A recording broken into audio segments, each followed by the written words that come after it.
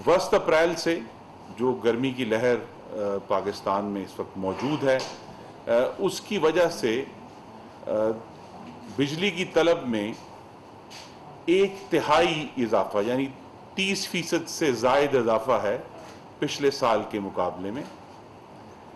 और जो जिस रिकॉर्ड का मैंने जिक्र किया वो ये कि कल 30 जून 2022 को पाकिस्तान की तारीख की सबसे ज़्यादा बिजली की तलब रिकॉर्ड की गई, जो 30,009 मेगावाट थी, 30,009 मेगावाट्स ऑफ इलेक्ट्रिसिटी डिमांड। और ये जो तलब है ये किसी भी पिछले साल तक, इस साल के आगाज़ में भी किसी भी तखमीने में ये तलब शामिल नहीं थी। ये बहुत हाई तलब है। जो तखमीने थे वो 24,000 से 25,000 से के दरमियान थे। उस तखमीने से 5 से 6,000 तलब जो है वो अब डेली ज़्यादा आ रही है, जिसकी वजह से हमें मुश्किलात का सामना है। हालांकि हकीकत ये है कि इस मौसम गर्मा में पिछले साल के मुकाबले में वजारत तवानाई ने तसलसल से 20% ज़्यादा बिजली पैदा की है। कल जो है अगर हम कैलकुलेट करें तो 21,842 मेगावाट की प्रोडक्शन थी मुल्क में बिजली की। लेकिन जब इतनी ज़्यादा तलब है, उस तलब में से अगर हम मिनहा भी कर लें जो हमारे खसारे वाले और कम बिलों की बाजियाबी के फीडर्स हैं, तब भी तकरीबन 6,000 मेगावाट का फ़र्क जो था जो वजह है पूरे मुल्क में लोड शेडिंग की। अब हमने 20% ज़्यादा बिजली भी पैदा की है, लेकिन तलब उससे चूंकि ज़्यादा बढ़ गई है तो हमें उसकी वजह से इस चैलेंज का सामना है।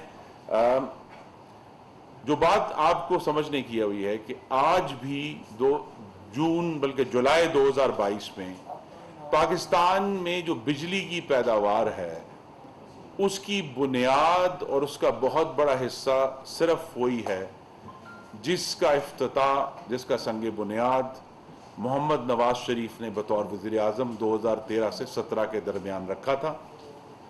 उसमें आपको मालूम है कि 4 RLNG के प्लांट हैं, 2 न्यूक्लियर एनर्जी के बड़े अहम प्लांट हैं जो कराची में हैं, कोयले पे चलने वाले 3 प्लांट हैं, नीलम जेलम है, करोट है, थरकोल से चलने वाले प्लांट्स हैं। तो उनमें से बहुत सारे तो 2018 में हमारी हुकूमत की मुद्दत मुकम्मल होने से पहले ही ऑनलाइन आ गए थे।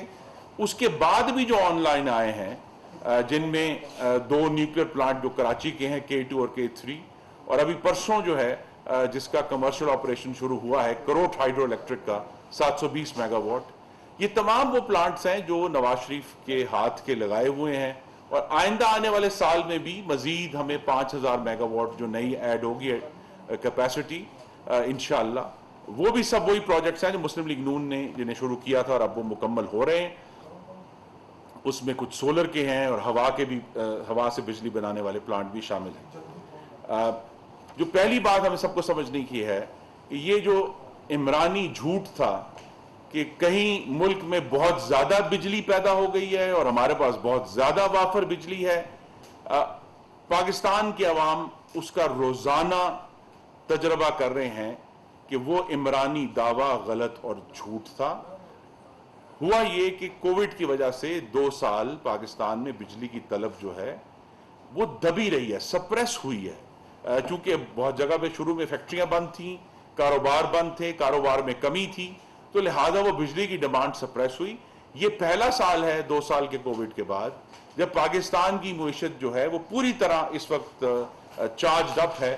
और इसी मुईशत को चलाए रखने के लिए जो मेरी आपसे गुजारिश होगी कि इसको जरूर नोट फरमाएं कि घरेलू सार्फिन के लिए तो लोड शेडिंग है, तकलीफ है, लेकिन इस तमाम अरसे में हमने पाकिस्तान की सनत को 1 मिनट के लिए भी बिजली की फराहमी बंद नहीं की। पाकिस्तान की सनत को मुस्तकिल तौर पर बिला तातुल बिजली की फराहमी जारी है, जिससे पाकिस्तानियों का, हमारे बहनों और भाइयों का रोजगार जुड़ा हुआ है। वहां मुस्तकिल हम बिजली दे रहे हैं। अब जो हमें इश्यूज आए, जब अप्रैल के दूसरे हफ्ते में ये हुकूमत आई है तो 6,000 मेगावाट की जो कैपेसिटी थी वो बंद पड़ी थी। क्यों बंद पड़ी थी?